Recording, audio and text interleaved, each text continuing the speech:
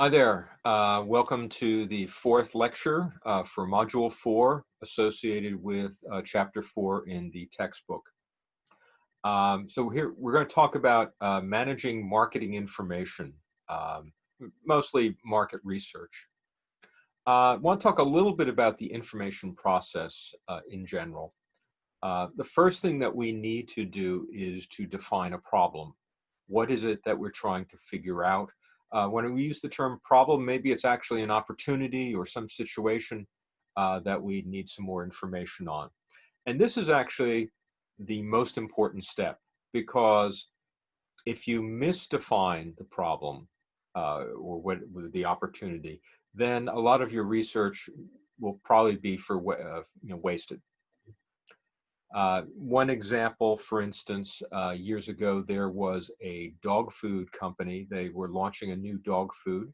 They did a lot of market research on their packaging, on their advertising. They really had sort of locked things down.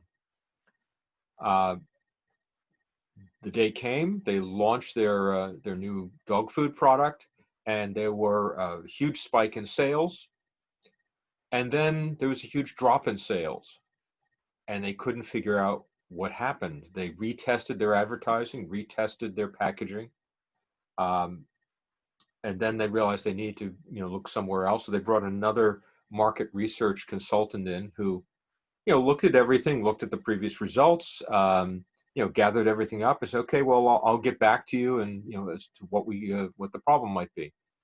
And he took some product samples home, and he came back a couple days later and said, "I know exactly what your problem is. Dogs don't like the dog food." They had never actually tested whether the dogs like the dog food, which seems like a strange thing, but they had misdefined the problem. All their market research, their testing of their advertising and their packaging was a complete waste because they hadn't defined the problem correctly. So that's just an example of how important this is.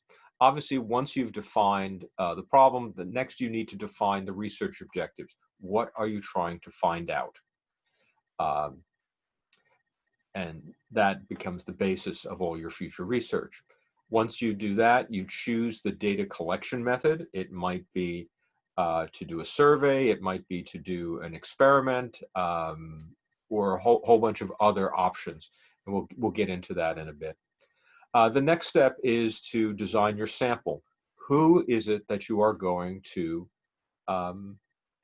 sample, research? Are you looking at households? Are you looking at individuals? What type of individuals? And that's important. Is it in a certain geographic location? What other qualities of your target market are you going to look at? Next, obviously, we need to collect the data.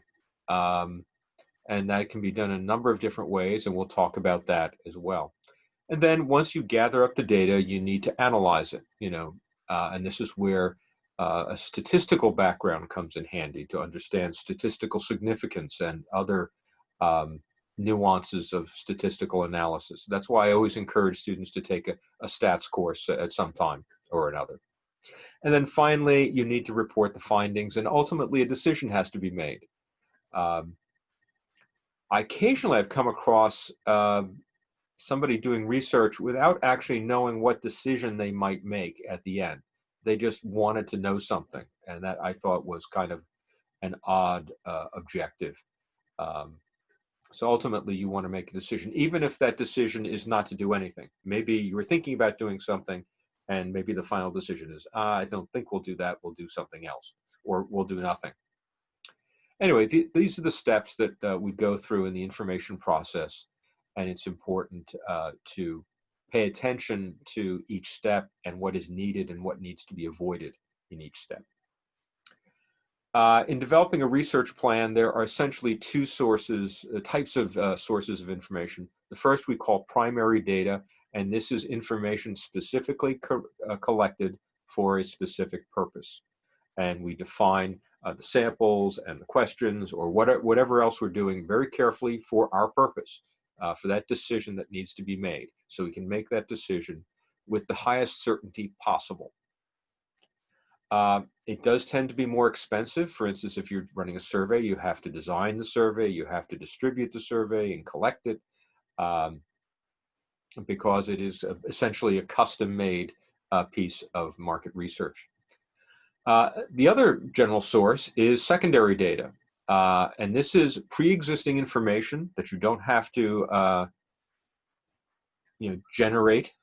And often it is done from, it's collected for another purpose. And it might be information you're already collecting in the just everyday conducting of business, or you might acquire this information through databases. And there are lots of companies which just generate data. They're always doing research and they've collected it. It may be collected for another purpose, but maybe it's close enough to what you need that it is useful to you.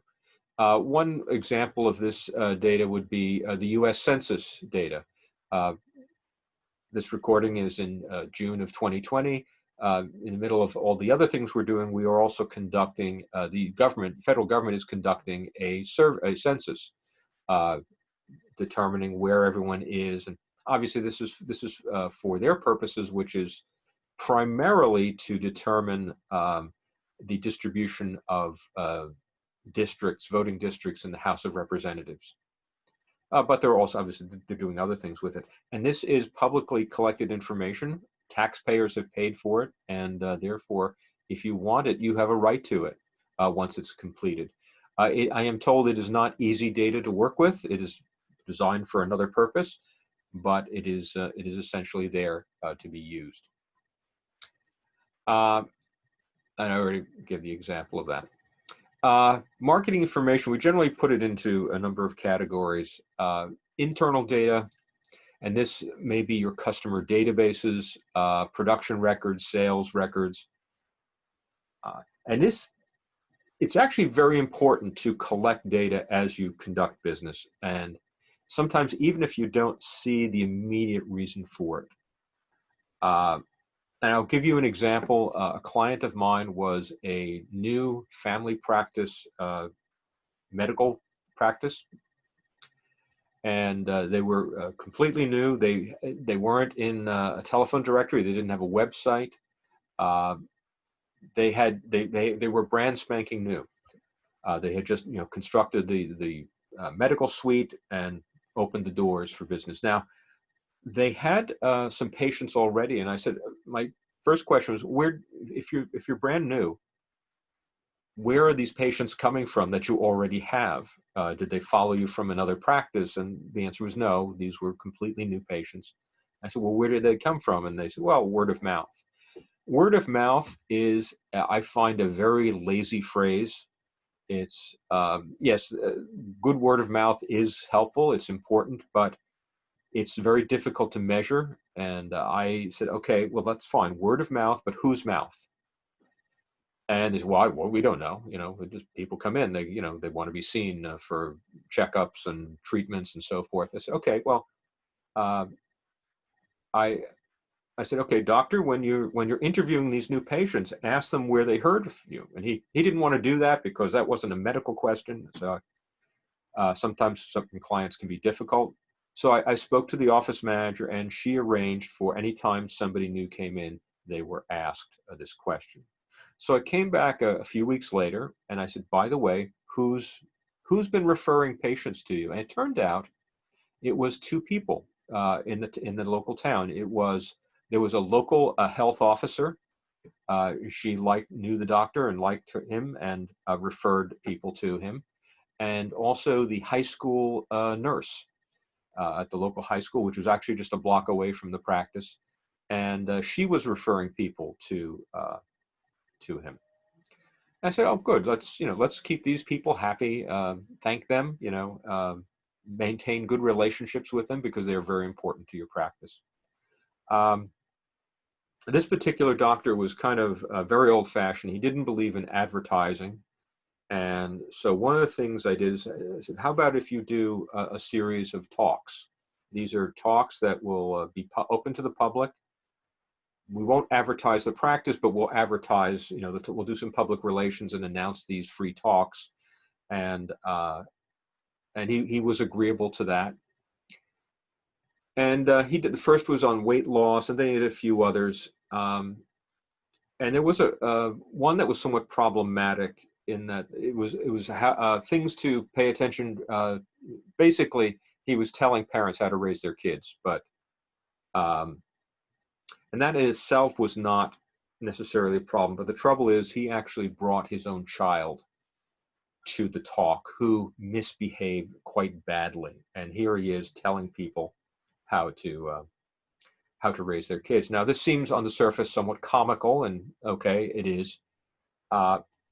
Unfortunately, it also leaked out that this doctor was using his practice as daycare. A lot of entrepreneurs, a lot of independent business people often have their kids around the office or the shop as a way, as a form of daycare. This doctor's wife worked in a school, so this child could not hang out at this school. It was a school for older children. And that became somewhat problematic because this kid was not really a well-behaved child. And there was one case in which this male child, burst into the examination room during an internal exam on a female patient. And this had sort of gotten out, and the two women, the health officer and the school nurse, said they could no longer refer patients to this doctor if this sort of behavior was going to go on. And the doctor kind of shrugged, didn't think much of it. And I said, no, this is a big deal. These are the two people who are referring people to your practice. You're refusing to do advertising, so you're dependent on these two people. And I said, and we had to have actually a very tense sit down. The office manager understood, and we had to sit down with the doctor and really convince him that this was not a good thing that was going on, and that it threatened his practice. And we would never have been able to do that if we didn't have the data. We didn't learn that these two health professionals were responsible for most of his business. And so that's the importance of internal data. Certainly you will learn as you collect information who are your best customers, and you will want to treat them, make sure you reach out to them and always let them know when you have new products and when you have new offerings. And so there's a lot of analysis you can do on these sort of records. The next area is called marketing or competitive intelligence. And this is keeping an eye on your competitor, obviously. And there are all sorts of publicly available forms of information. Certainly, you can look at their websites. If they're a publicly traded company, you'll look at their annual report, any promotional literature. You'll look at who they are hiring.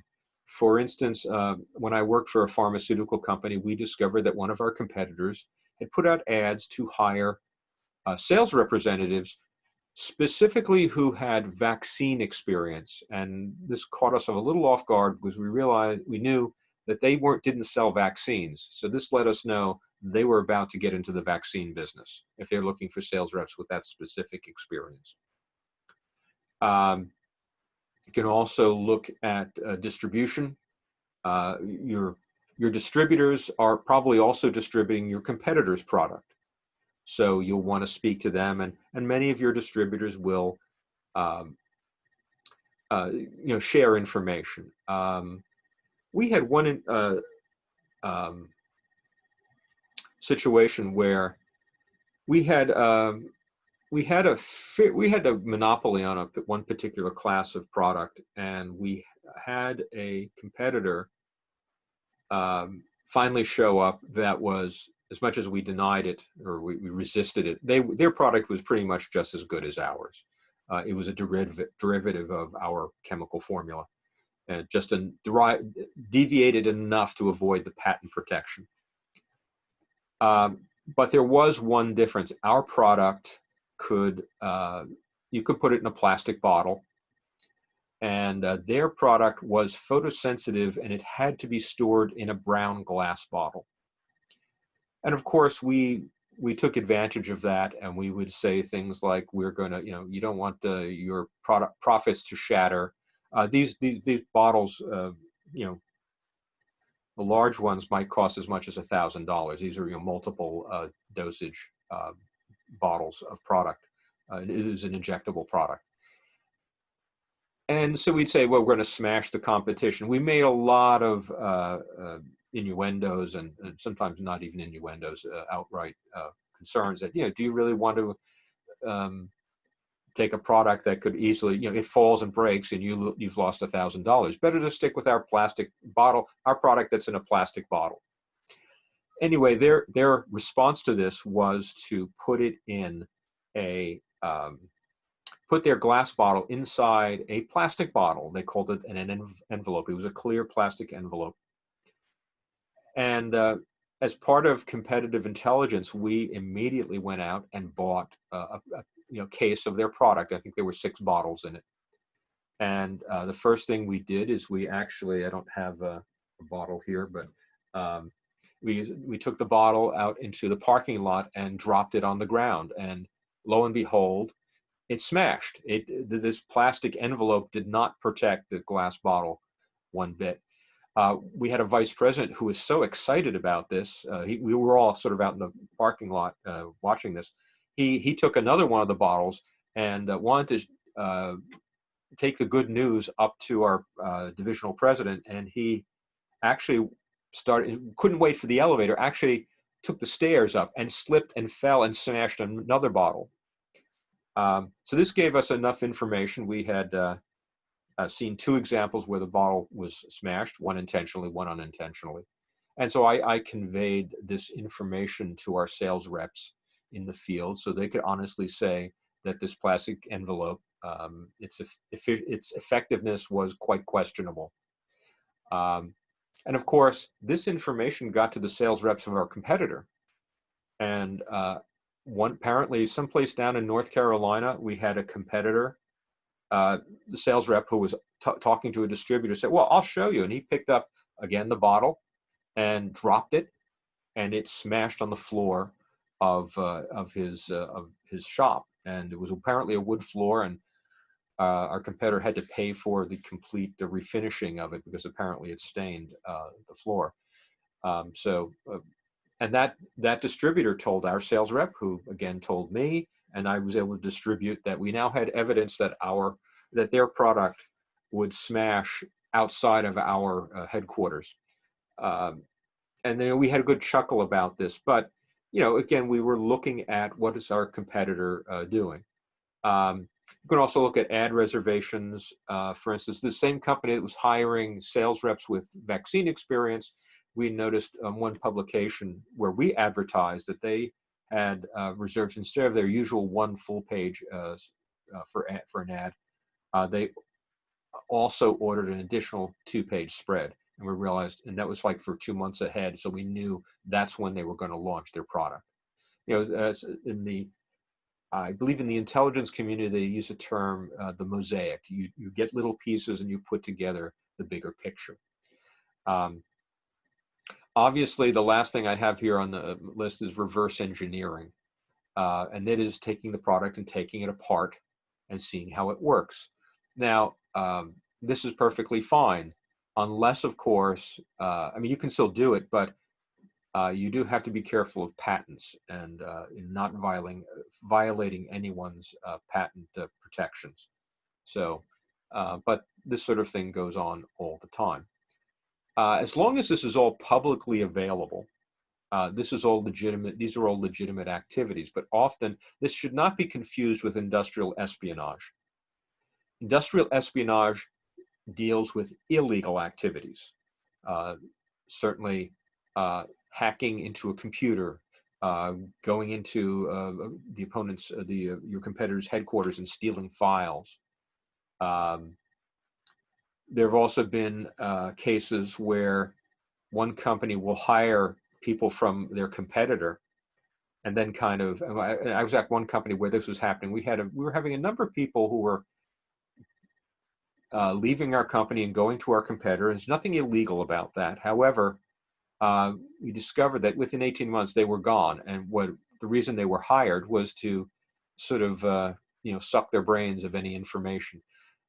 Here's the thing: if you are working for a company, it is your duty to keep that company's secrets. Even after you leave that company, it is your responsibility not to share that information with a future employer. And often there are confidentiality agreements that reinforce that. So you want to be careful about that. Now, there was a case many years ago that a number of junior marketing executives went over to a competitor's headquarters. I believe it was Helene Curtis, and they went through their dumpster, and they found old marketing plans that had been just discarded. And they said they found that, they found the mother lode, and they brought it back to Procter & Gamble, and they were all excited about this information. And to Procter & Gamble's credit, some of the senior marketing executives said, no, we don't do this sort of thing. And you do not go into other people's garbage. Now, it wasn't actually illegal because when you throw something out, you give up claim to it. Anyone can take it. So it was not an illegal activity, but it was an unethical activity. Again, to their credit, the executives at Procter & Gamble called up Helene Curtis and said, hey, this is what happened. We had some of our people get a little rambunctious. They went through your garbage. We suggest you secure your information better. Either shred it or burn it or whatever. And of course, this creates the demand for corporate shredding services, document shredding services, and incinerate. Some companies will incinerate their documents. Actually, I know one company, they would actually shred their documents and then put them in a container and have a service take the shreds away and burn them. They were really paranoid about that sort of thing. You also have to be careful, for instance, on airplanes. I remember I was on an airplane. I was headed to a convention, and it turns out the person sitting next to me, I didn't know him, but I could tell from his laptop that he worked for a competitor. And I actually saw parts of his presentation that he was putting together. And I mentioned this to the sales director, and he said, "Oh, thank you for telling me." And he warned all his sales reps to be very careful about opening up their laptops on airplanes, because you never know who's sitting next to you. So you have to be careful about this. Again, competitive intelligence, there's nothing wrong with it as long as you're not violating the law. Do not engage in industrial espionage. The last category, which we're going to spend most of our time talking about, is market research. And this is where we design, collect, and analyze and report data relevant to a specific marketing situation. And also, and this textbook has added this other category, acquired databases, which we talked about a moment ago. So we have essentially 4 general sources of information, and most marketing information systems will take all of these and put them together. And with using software and various hardware systems, enterprise software systems. And this, of course, becomes a comprehensive information system for decision making. Looking at what your competitors are doing, looking at your internal information, any acquired databases, as well as any market research that you have commissioned, all gets thrown into the system to, again, borrowing the expression from the national intelligence or international intelligence community, building the mosaic, putting the different pieces together to build a larger picture and help you make better decisions. In defining our problems and ultimately our objectives, there are kind of 3 different types of research we can do. The first is exploratory research, and that's to gather preliminary data to define problems and suggest a hypothesis. This is the least scientific. It is the least focused. It's just asking open-ended questions. gee, you like our product? How could we make it better? Without any idea of what the answer might be. And this is a general familiarization with the market or some aspect of the desire for products.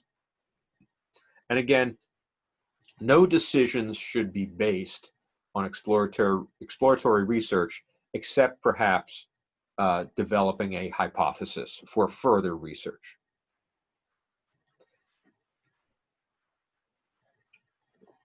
The next is descriptive research. And this is research that is used to describe a situation, such as market potential, usage patterns, attitudes, behaviors about the products, or broader attitudes and behaviors. And this is essentially to describe what is happening now. What's the market like? What's their relationship to our product, other products, that sort of thing. And the last type of research is causal research. And this, we take a hypothesis that we may have gotten from exploratory research or from elsewhere. We set that hypothesis, and it is about cause and effect. If we do X, what will happen? And that's very important to figure out. Here we're trying to predict the future. It is the most difficult to do. Trying to predict what people will do, as you would understand, that is not always that easy. So you need to do a lot of careful research, a lot adhering to statistical principles, and double checking everything. Some primary communication approaches for collecting data. The first in general is communication. We ask questions through surveys, through interviews. Sometimes people will use focus groups. I personally am not a big fan of focus groups, mainly because often it has to do with group dynamics. Often one person might try to dominate. In fact, that often is the case.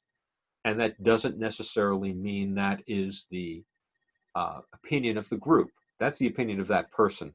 Now, a good focus group moderator will understand this and try to pull out the people who are a little less vocal. And I think that's important. People don't go shopping for products in focus groups. They go as individuals. They make decisions independently. So focus groups are great for exploratory research. I'm not so sure about other types of research because people also in groups influence each other. Maybe you have somebody who came into the group with not much of an opinion on a particular question, but after hearing other people, then they develop an opinion in the focus group. And again, people don't go shopping in focus groups. So I'm always very cautious about focus group information, focus group data. The next is observational, and observational I think is a very powerful tool for collecting information. People say things for various reasons, to make themselves feel good, make themselves feel knowledgeable. I'm not saying that they're lying, but perhaps they're not being completely honest with you or themselves. Observations are where you observe. They're not talking to you. You're observing what they're doing. Now, it might be traffic patterns, for instance, traffic patterns in a store. You know, you see people, how they go through. You can actually observe their behavior. It's often fairly easy to tell if a person in a store is the primary shopper in the family. You know, they'll tend to have more in their cart. They'll tend to look around. They'll certainly have coupons in their hands, perhaps. Other people you can see are just there to get a couple items. You know, maybe they're not the primary shopper, but they're actually people like me. I don't do a lot of the shopping in my family, but I will go to the store occasionally if my wife asks me to get something or I need that one item for something. Actually, back to traffic patterns. A wonderful example of this was years ago. I knew a photographer in Manhattan, and his rent was getting rather high, so he wanted to move his studio further downtown, where the rents were cheaper. But one concern he had was his clients were coming from uptown ad agencies. And yeah, they could get a cab to come down to his studio, but he was worried about would they be able to easily get back to their offices. So he actually put somebody on a corner with a clipboard, um, who was told just to record how many cabs are going uptown and they're empty. They'd be available to be hailed down. And apparently he observed enough empty cabs for the photographer to say, okay, yeah, this will work. Have people come down and they can get back easily without any problem. And that seems like maybe a minor or silly thing, but I do know that will influence people. If they have difficulty getting to or from someplace, they'll tend not to choose that photographer or whatever the profession is. So again, traffic patterns are great things to observe. Buying behaviors in general, and talked about what goes on um, in a supermarket. The California Dairy Board years ago observed that the purchase of milk was not usually a primary purchase. When people went out for other things, they wanted other things. They wanted coffee or cereal or something, and the milk was secondary. It was not, nobody rushed out for milk. I don't, for instance, I don't drink glasses of milk. Um, and a lot of people don't, adults certainly don't drink milk, but they will put milk in their cereal, they'll put milk in their coffee.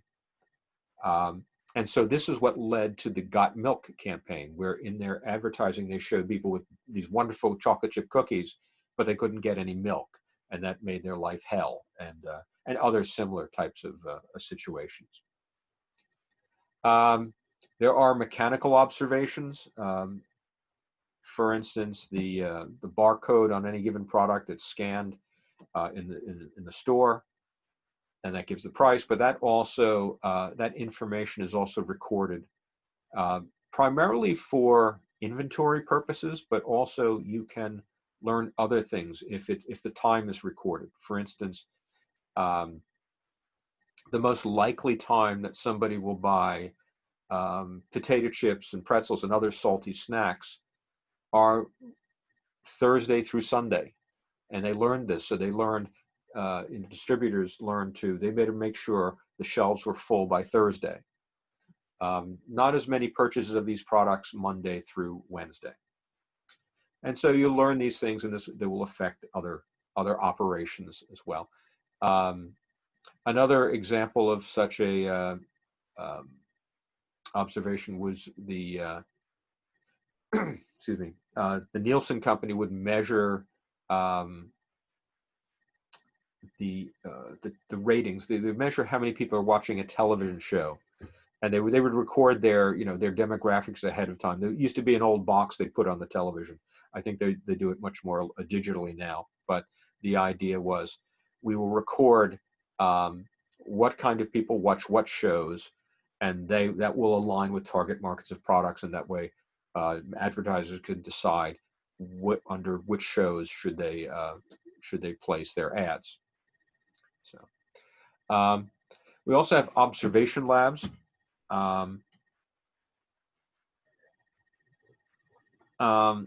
There is one group of people who are not very good communicators at all, and that is children.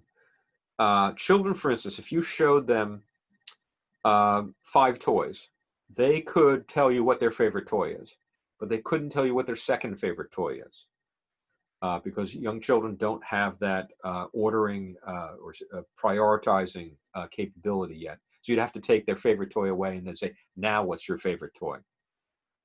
They often are not particularly articulate about certain things. They can't explain things as well. They don't have the vocabulary or the language processing skills to explain a lot of things.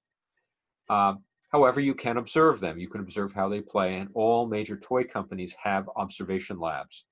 Mattel, Hasbro, Play School, all of them have that. I believe, I may be wrong about this, I think it was Hasbro they had observed that younger boys like to play, but by younger I mean like maybe 3, 4 years old. They like to play with the same toys that their slightly older siblings play with. Whatever their big brothers play with, they want to play with. Um, and a lot of the older boys were playing with action figures. And it's an important point for a young boy, you can't call it a doll. You have to call it an action figure. That's something they learned. A doll, they don't have anything to do with because that's a girl thing. Um, so you call it an action figure, it's not so bad. And they noticed that these younger boys would get very frustrated with some of these action figures. They didn't have the manual dexterity to make them stand up very easily. Think of a Barbie doll. Um, you really can't stand up a Barbie doll. I don't know why they make it that way. Um, they're like, the feet are like two little points. And so they needed to go in the opposite direction. So Hasbro made a series of action figures that had ridiculously large feet. It was very easy to stand up. They didn't fall over that easily. I mean, you could knock them over, but they very easy to stand up. And they called them rescue heroes. And I think many years ago there was even a cartoon series called Rescue Heroes, and basically they all had the giant feet because that's what the toy was. It was sort of a way to advertise the toy. And there are observation labs for adults too. I actually had a friend years ago who would go to an observation lab and to play games, and they would see how people played the games and observe, the strategies they would develop and that sort of thing. In fact, some of them, like my friend Julian, was allowed to take them out and take them to parties. And I remember we played a game where it was all these blocks and you stock them up. You probably know I'm talking about Jenga, but at that time it didn't even have a name. We were just playing with this toy, and Julian would give his observations of how we played with it.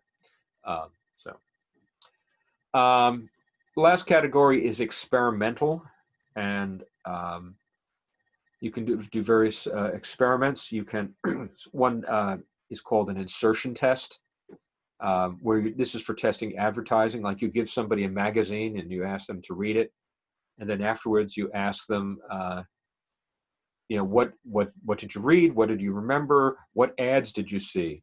And of course, one ad is in there that's yours, and you want to see if people will recall that ad.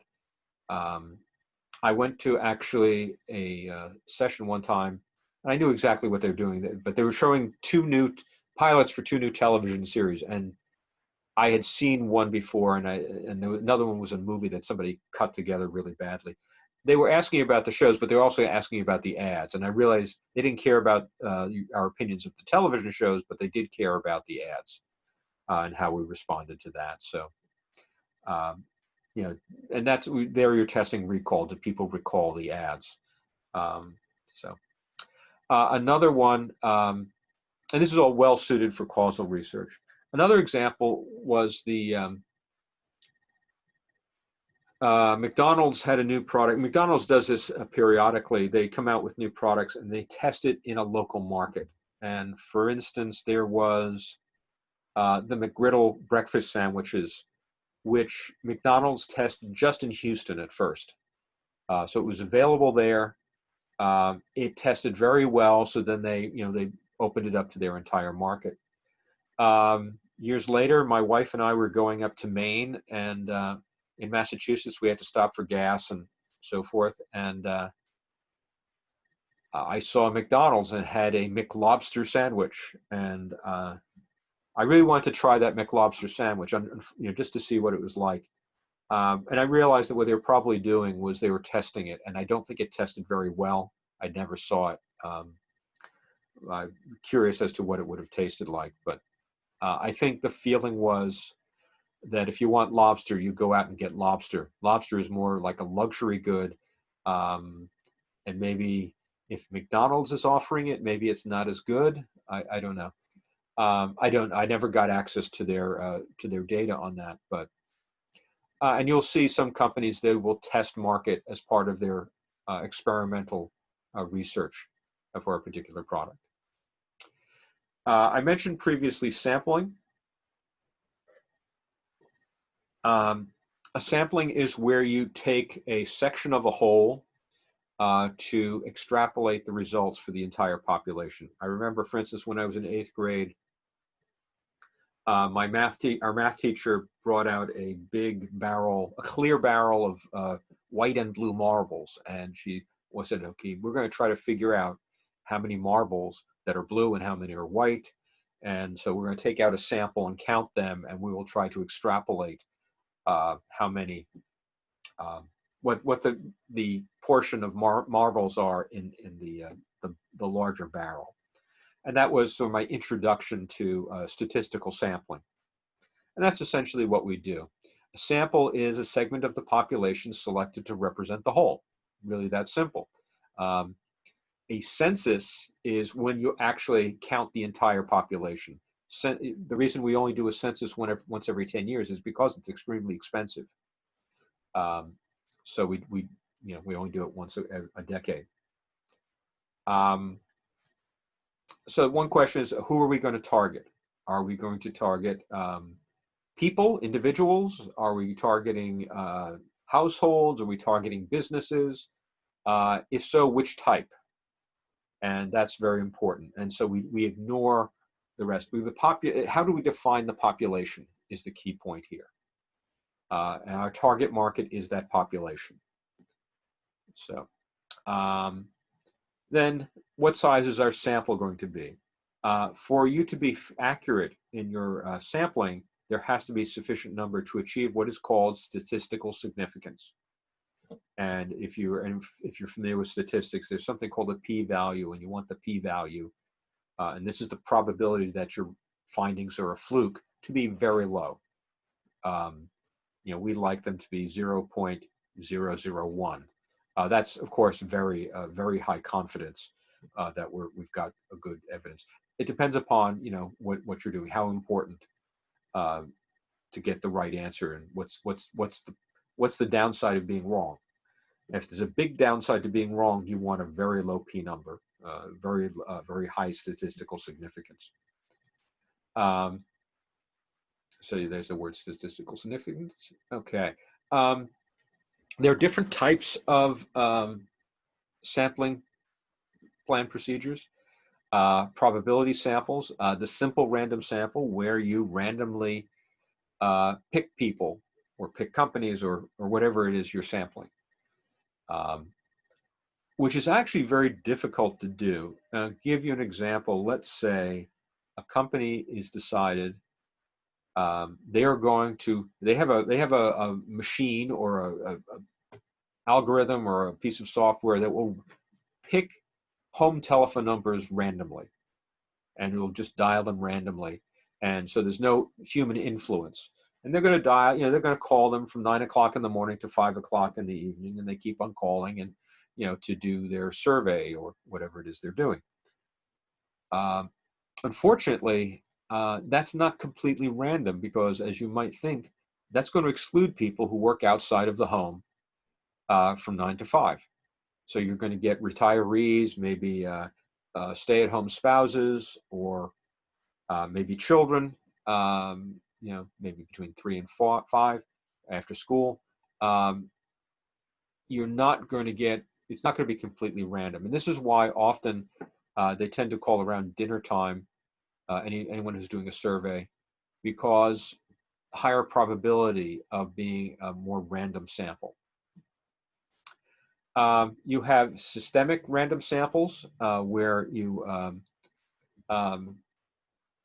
it's much more organized. You may have people who are calling during the day and other people calling at night, and you do it much more systematically. Sometimes we'll call it a stratified random sample. A stratified random sample it acknowledges that there are different subgroups in your population, and you don't want to skew towards one subgroup or another. For example, if we were doing let's say we were at a 4-year college and we want to get a random sample of the entire population, but we have at least 4 different groups. We've got freshmen, sophomores, juniors, and seniors. So maybe within each year, we'll do a random sample, randomly pick 100 freshmen, 100 sophomores, 100 juniors, and 100 seniors. And so that is a more representative sample, as opposed to a purely random sample, which might get more of one year than another. So we want to be careful about that. Then there are non-probability samples. There's the convenience sample, where we just survey people who are convenient. Like, let's say I use the students in one of my classes as a convenience sample. You're probably not representative of all college students. One, you're taking a marketing course, so that puts you in one category. Your college students who are taking online courses, that narrows the. So it's not a purely random sample. It's a non-probability sample, and this would be fine for exploratory research, just to get some ideas. But I wouldn't want to base all of my data on that, or base my decisions on that. Then we use something called a judgment sample sometimes, and this is where we are very specific about the type of people we want, and we judge whether they will give us a certain type of opinion. Generally, we're probably looking for experts or people in a very specific field. I remember I worked on a survey where our target was sex educators.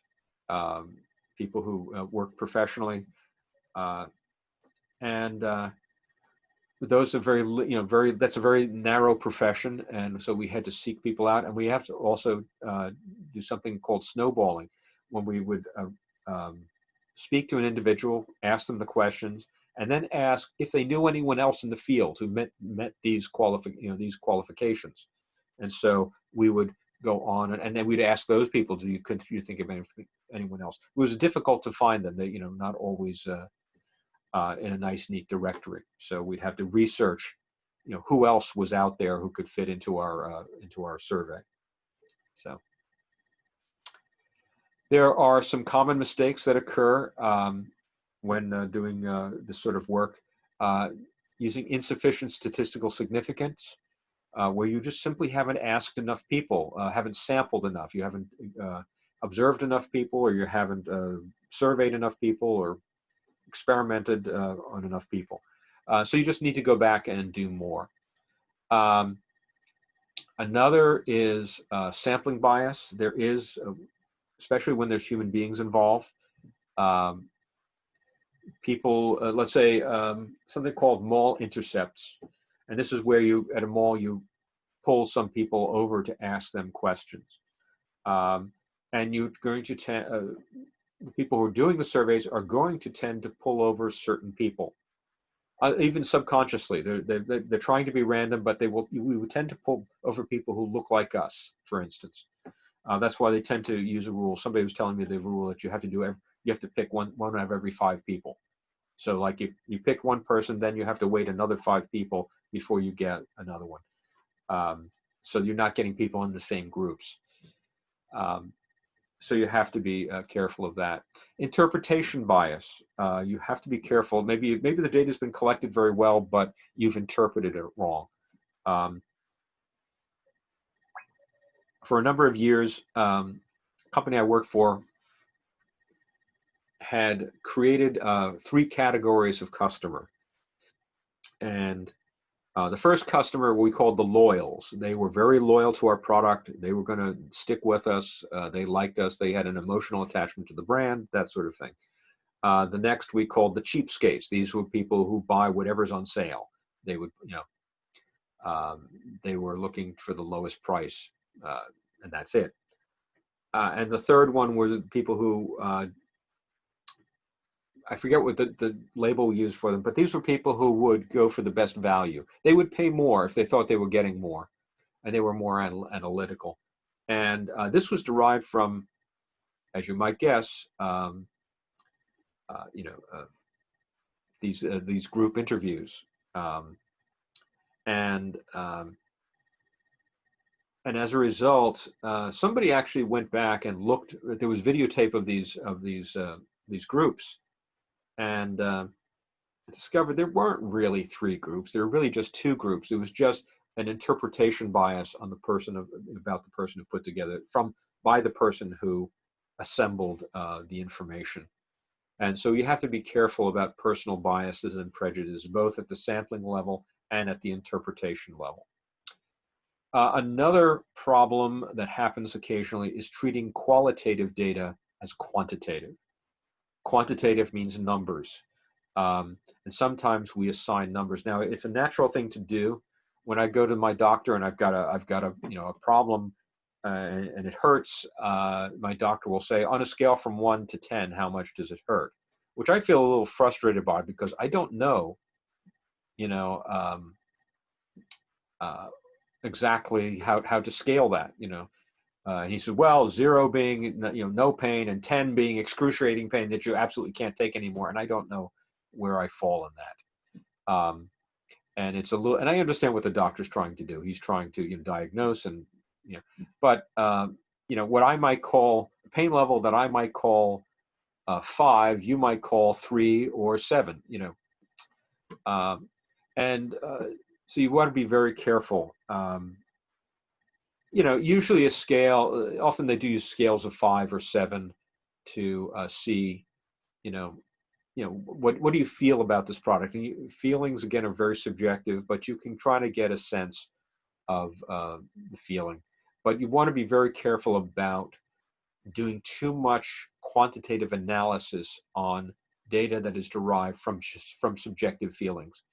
Years ago, somebody had come up with something called a frustration index, and had a lot of calculations involved with this. And I thought, that seems kind of strange. And then apparently somebody, experts, I think it was some very sociologists, said, this is ridiculous. This is garbage.